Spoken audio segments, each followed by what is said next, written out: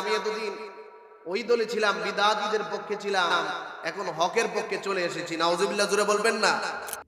আবার মাহফিলের মধ্যে বসে বসে বলতেছে যে সোনাকান্দাও হক, সরসিনাও হক।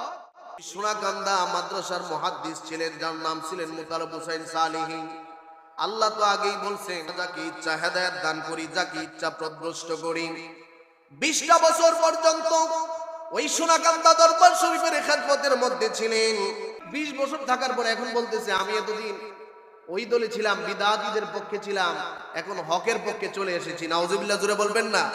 আবার মাহফিলের মধ্যে বসে বসে বলতেছে যে সোনাকান্দাও হক, সরসিনাও হক, ফুলতুলিও হক। এইরকম কথাবার্তাও বলতেছে। আমার কথা হলো, যদি হক হয় তাহলে তুমি পরিবর্তন করলা কি জন্য? ঠিক কিনা জোরে বলেন। এই কথার দ্বারা বোঝা যায় তার ভিতরে স্বার্থ আছে। আছে না নাই? জোরে বলেন। প্রিয় ভাইয়েরা আমার, এই জন্য মনে রাখবেন, আল্লাহ যদি ইচ্ছা করে